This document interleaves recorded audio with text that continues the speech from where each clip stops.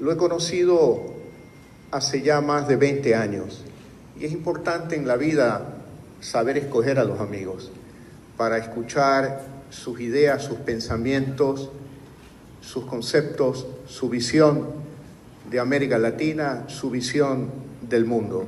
Y hemos compartido en muchas ocasiones, muchas tertulias, muchas reuniones en España, en Ecuador y en algunos otros lugares del mundo. Siempre es grato verlo, como hoy día tenerlo aquí en la ciudad de Guayaquil.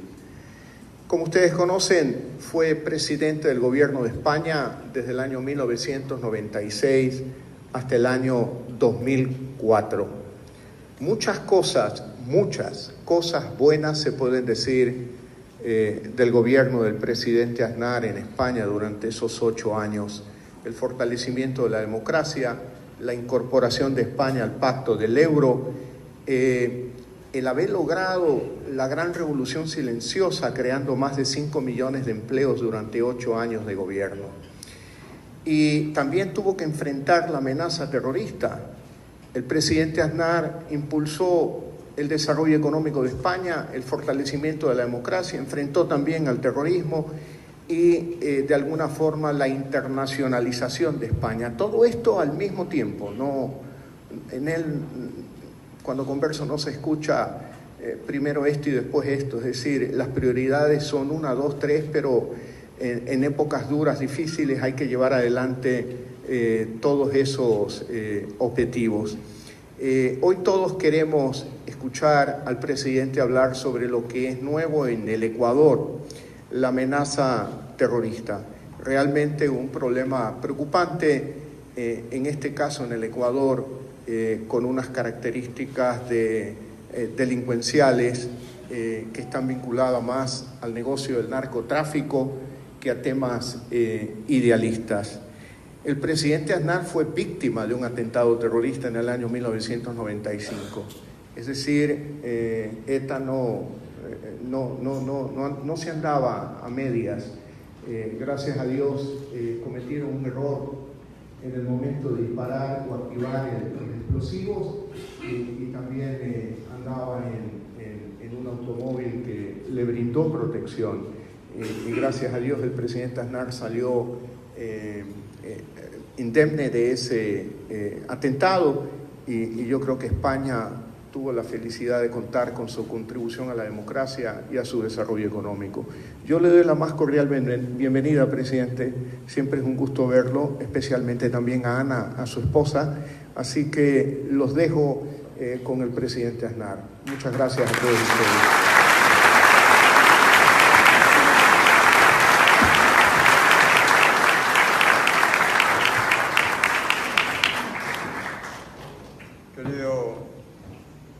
Querido Guillermo, queridas amigas y amigos, querido presidente Gustavo Noboa, señor embajador de España, señora exalcaldesa de Madrid, señores parlamentarios, miembros de CREO y allegados. Y muchas gracias a todos ustedes por venir y por estar aquí esta mañana. Si a mí me preguntaran qué es lo que yo soy hoy, pues yo diría, yo soy un seguidor de Guillermo Lasso.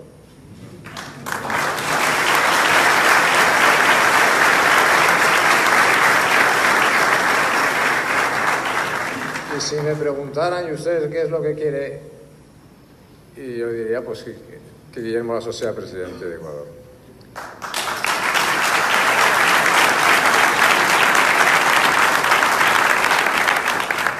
Lo tenía que ser ya. Lo tenía que haber sido, pero en todo caso lo importante es que lo sea, fundamentalmente por el bien de Ecuador.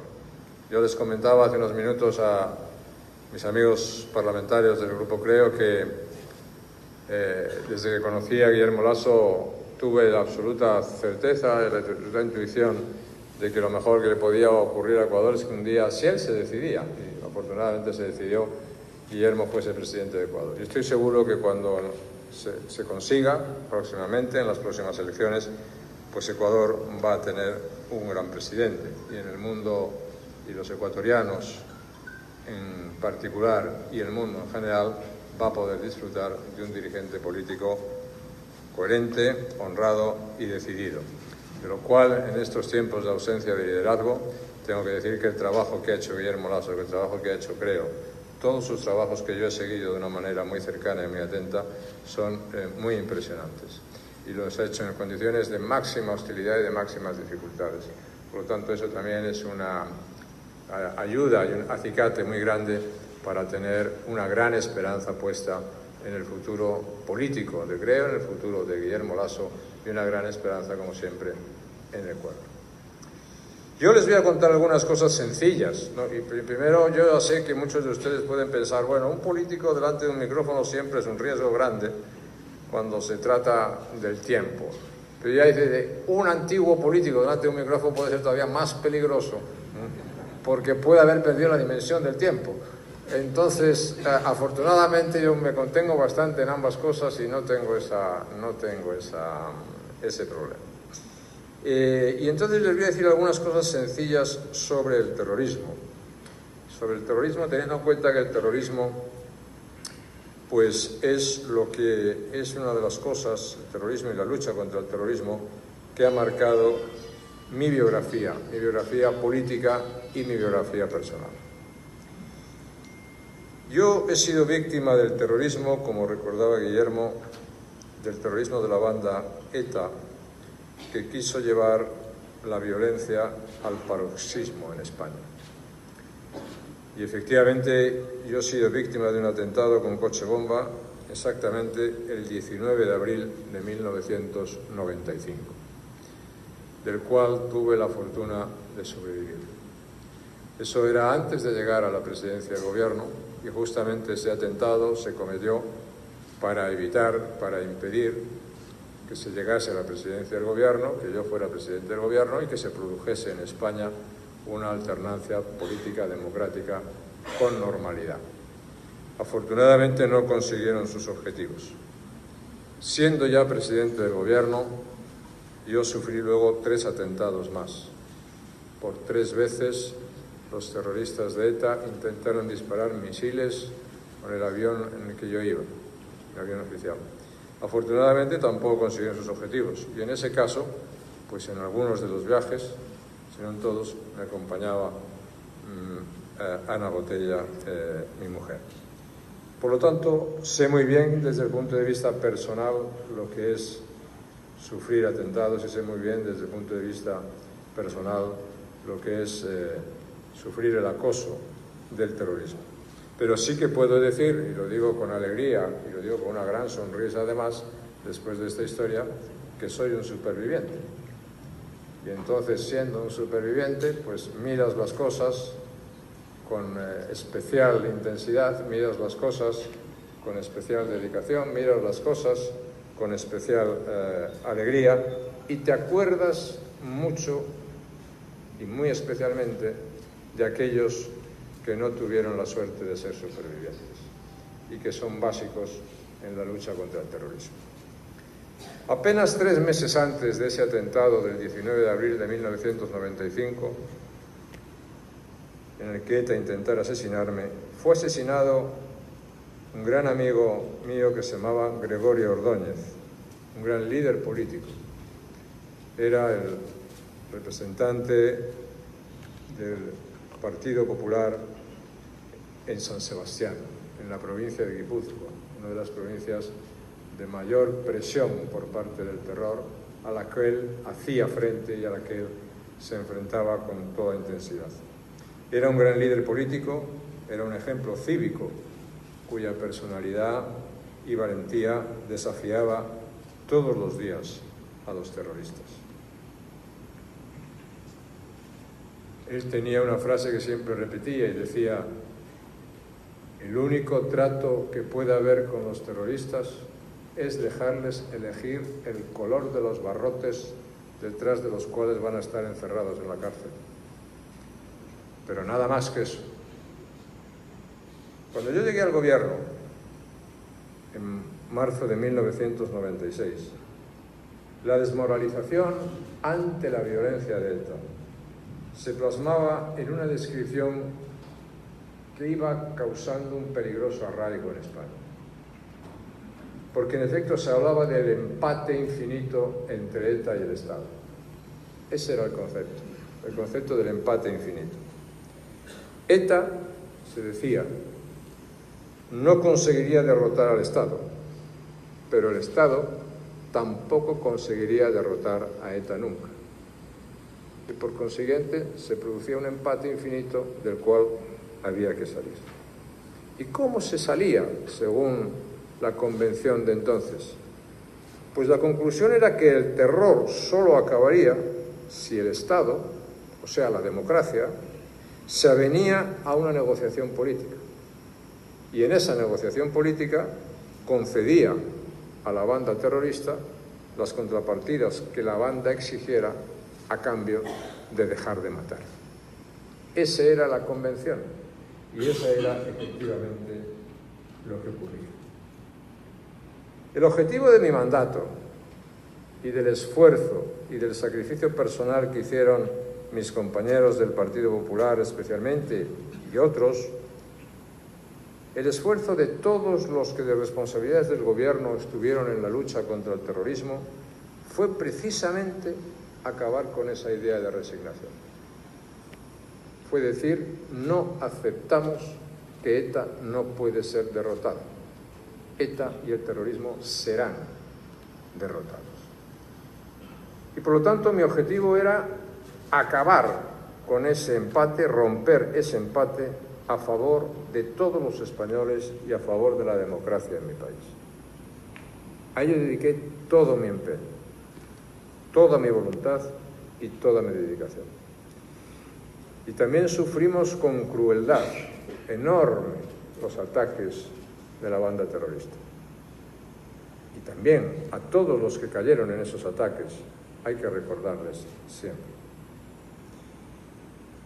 La cercanía a las víctimas, el apoyo a los que sufrían el acoso de una banda que se conjuró para exterminar a una fuerza política como el Partido Popular totalmente del País Vasco. Su objetivo era el exterminio del Partido Popular y asesinaron a decenas y decenas de personas para ello. El conocimiento directo que para mí suponía la capacidad ilimitada del terrorismo para infligir daño. Son experiencias que asimilé de una manera muy profunda y que reforzaron mi compromiso de luchar en todas partes contra esta lacra. Porque quiero decirles que la lucha contra el terrorismo tiene que ser ante todo un compromiso ético y una tarea moral. Y este es tal vez el primer mensaje que quiero darles. Un compromiso ético y una tarea moral. Naturalmente, la tarea, ese imperativo moral, no agota la tarea de perseguir y de vencer a los terroristas. Pero sin el imperativo moral, que eso significa, se pierde la perspectiva de lo que significa la lucha contra el terror. Y por lo tanto, ese imperativo ético, ese compromiso ético, ese compromiso moral es absolutamente fundamental. ¿Por qué? Entre otras cosas, porque el terrorismo en muchos casos arraiga en medio del vacío moral de sociedades que miran hacia otro lado cuando sus conciudadanos son asesinados. De sociedades que no son capaces de valorar los ejemplos cívicos de aquellos ciudadanos que se enfrentan con el terror, que se enfrentan con la violencia. De sociedades que ignoran a las víctimas y que creen que pueden sobrevivir si aciertan a acomodarse, que creen que viviendo sin hacer ruido, allí donde los terroristas imponen su miedo, es posible. No han venido a por mí, han venido a por otros. No me meto en nada, miro para otro lado. ¿Cuántas veces en los primeros años, comienzos de los años 80 y finales de los 70, que se llamaban en España los años de plomo, se han tenido que enterrar asesinados por el terrorismo a hurtadillas, a escondidas? ¿Cuántas veces los cortejos fúnebres han sido insultados, agredidos, apedreados? ¿Cuántas veces se ha ocultado, se ha intentado ocultar el miedo tan intenso que se producía en tanta gente atenazada justamente por los objetivos de los terroristas. Bueno, pues les quiero decir que desgraciadamente el País Vasco fue durante mucho tiempo en España un ejemplo de esas sociedades apresadas por el miedo, donde mucha gente intentaba acomodarse sin hacer ruido, sabiendo lo que pasaba. Y por eso es tan importante la movilización social, por eso es tan importante no dejar que eso ocurra, por eso es tan importante no dejar que el miedo atenace a las sociedades, y por eso movilizar a la gente, movilizar las organizaciones, movilizar la sociedad es importante, y que esa movilización se exprese con fuerza cuando las atrocidades de una banda terrorista no admitían ser mitigadas ni explicadas, porque en esos casos, queridas amigas y amigos, no hay matices. La única conducta posible es el rechazo más absoluto y es la condena más radical. Pues bien, escuchando todas estas cosas, habrá gente que les dirán que siempre hay que tener en cuenta las causas del terrorismo. Yo recuerdo que cuando fui a un Consejo Europeo, al último Consejo Europeo que yo asistí en abril del 2004, después de los atentados de Madrid, el 11 de marzo de 2004, y en medio de una situación de condolencia, evidentemente, y de pésame por todos, empezaron allí ya, yo tuve que escuchar ya discursos sobre hay que empezar a pensar en las causas y en las raíces del terrorismo. Ahí es donde se empieza a cometer el primer error y se empiezan a dar los peores pasos cuando se quiere combatir el terrorismo. Por eso les digo que les dirán que hay que tener en cuenta las causas del terrorismo, y mienten, como digo. La causa del terrorismo no es la pobreza, porque los pobres no son por definición terroristas en potencia. El terrorismo vive para sí mismo. La violencia solo quiere perdurar y detrás de ella no hay ninguna causa legítima ni comprensible. Los líderes terroristas son fanáticos ideologizados y en muy pocos casos de extracción social humilde, sino que quieren hacer realidad su delirio sobre la base del asesinato y la amenaza masiva. Y detrás de cada grupo terrorista hay una ideología asesina, se llame maoísmo, se llame leninismo, se llame la perversión de un credo religioso o se llamen las creencias supremacistas de los nacionalismos étnicos. Pero no nos dejemos llevar por ninguna sentimentalización del terror, por esos relatos de Robin Hood que lo único que pretenden es esconder la crueldad del terror. No es la historia del terrorismo en Europa y en España durante los años de la Guerra Fría y después, no es una historia del terror de los pobres. El País Vasco era la zona más rica de España en aquella época. Pero la banda Baader-Meinhof en Alemania no era. Las brigadas rosas italianas no lo eran, ni tampoco lo era el IRA irlandés, ni tampoco lo era la Al-Qaeda de Bin Laden, ni tampoco lo es las FARC colombianas, que se han convertido en el grupo narcotraficante más grande del mundo y por lo tanto más rico del mundo. Eso que les dicen, ya les digo, es mentira. Y les van a decir otra cosa también. Les van a decir que todos los conflictos siempre acaban en una mesa de negociación y que como el terrorismo es un conflicto, hay que ir también a una mesa de negociación cuando existe. Pues les quiero decir que tampoco es verdad. Y para decírselo con toda claridad, se lo diré de esta manera. Los conflictos con el terrorismo acaban cuando uno gana y otro pierde. Y solo pueden perder ellos. El Estado, la democracia, tiene que ganar siempre. Pero no hay mitad de camino. Unos ganan y otros pierden. La democracia en Europa no se salvó negociando con Hitler, que por no haber actuado antes y por negociar con él se pagó un precio tan alto. La democracia en Europa se salvó combatiéndolo hasta llegar a Berlín, a un precio altísimo. Y no olvidemos que cuando el terrorismo va perdiendo, y como en el baloncesto se pide tiempo muerto, que es lo que los terroristas llaman hacer treguas y conversaciones, pues cuando se pide tiempo muerto en la lucha contra el terrorismo, hay que seguir jugando hasta que el partido termine, con una victoria. También quiero decirles que por la paz hay que hacer todos los esfuerzos que sean posibles, pero no las concesiones que los terroristas quieren. Al terrorismo hay que combatirlo con fuerza e inteligencia, es cierto, pero la inteligencia no es caer en la astucia de los terroristas, ni retribuirles porque dejen de matar.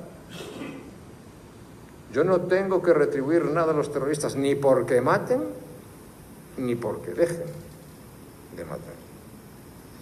Tal vez el Estado puede ser en un momento generoso con los que dejen las armas y se arrepientan, pero esa generosidad no puede ejercerse a costa de los derechos de las víctimas, no puede ejercerse a costa de la reparación moral y material de las víctimas, ni tampoco puede hacerse a costa de pervertir la ley.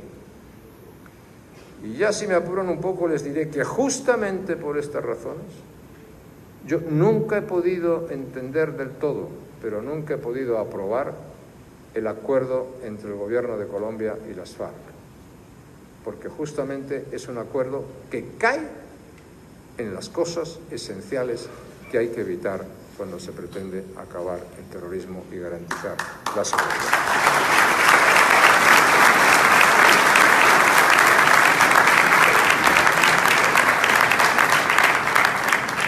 El deseo de la paz como el deseo de pasar página,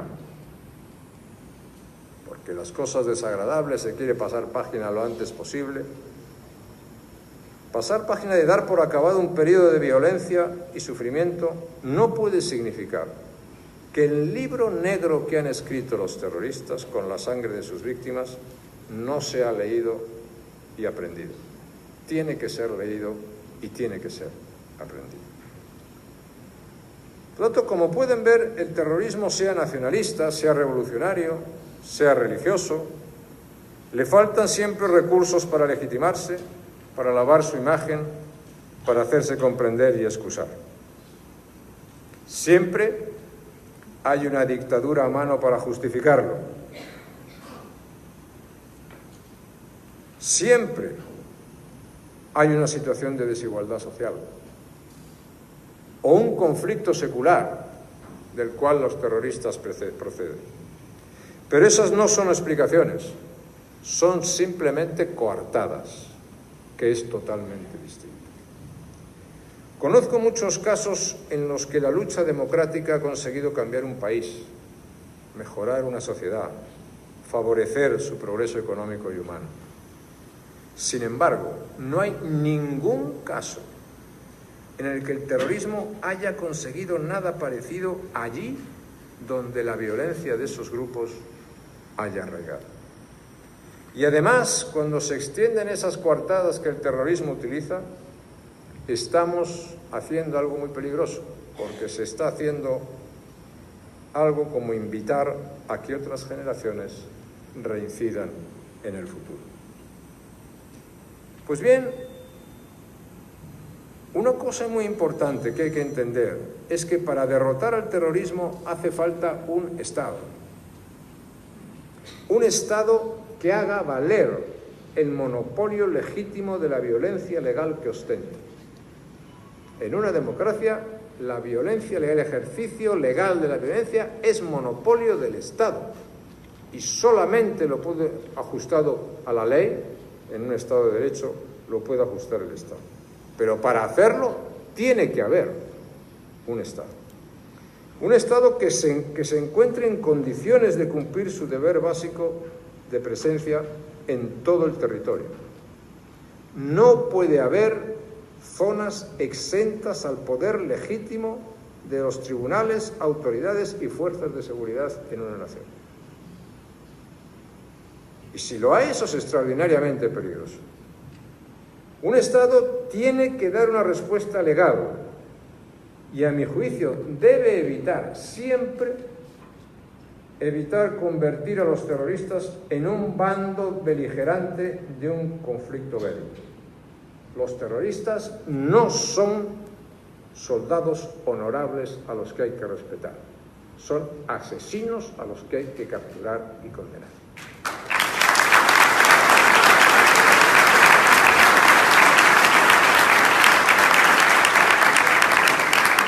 Quiero referirme también muy especialmente a las víctimas y a las exigencias de solidaridad y apoyo que deben ser correspondidas por la sociedad.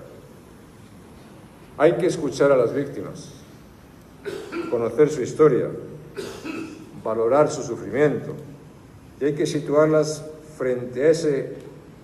al frente de ese compromiso moral del que hablaba antes, que debe extenderse al conjunto de la sociedad. Sin las víctimas, sin sus familiares, como gran referente moral, la lucha contra el terrorismo pierde ese contenido, pierde ese imperativo moral al que antes me referí.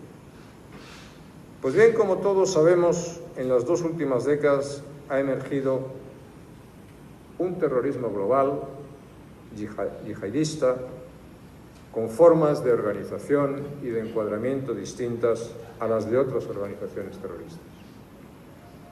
Un terrorismo movido por el delirio del restablecimiento del califato islámico. Un terrorismo antiguo en sus objetivos, que responden a la visión más fundamentalista del Islam, a su traducción más belicosa, más agresiva, y que son características que han estado presentes como una tendencia muy claramente definida dentro de la historia del Islam. El yihadismo puede rastrearse en diversas escuelas dentro del Islam y en diversos movimientos a lo largo de la historia de esta religión. Sin embargo, este islamismo primitivo, utiliza instrumentos de propaganda rigurosamente actuales, con una utilización excepcionalmente eficaz de las redes sociales y de la creación de comunidades virtuales en las que se extiende el mensaje terrorista y se promueve la radicalización y la atracción por la violencia.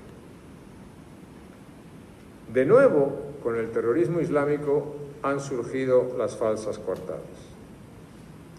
Y debemos de ser conscientes y muy conscientes del nivel de odio y de fanatismo que alcanza su total ausencia de límites, del papel legitimador que juega la invocación religiosa para justificar los crímenes y del atractivo que la violencia ejerce sobre muchos jóvenes a los que previamente se ha radicalizado. Muy claramente para mí es esto. Los terroristas nos odian por lo que somos, no por lo que hacemos. Por eso matan indiscriminadamente. Y la excusa que dan siempre es secundaria. Que nadie se olvide de esto. Matan por lo que somos, no por lo que hacemos.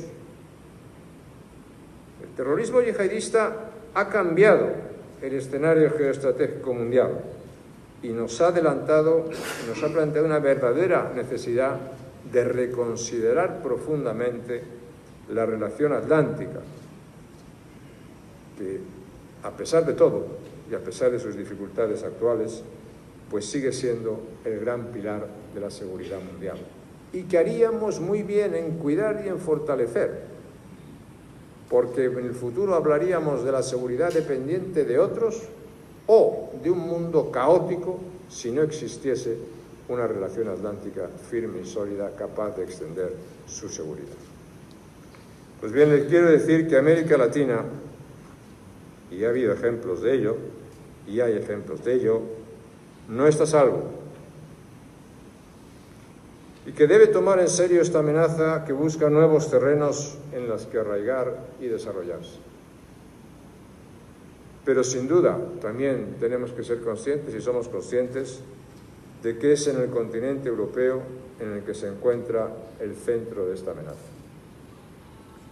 Sus debilidades, las de Europa, no solo proceden de fuera, de la presión islamista en el norte de África y Oriente Medio, sino que también son debilidades internas, que tienen que ver con el fracaso relativo de los modelos de integración cultural y cívica de la población musulmana y de la insuficiencia todavía de los esfuerzos para prevenir la radicalización, que es el primer paso para la violencia.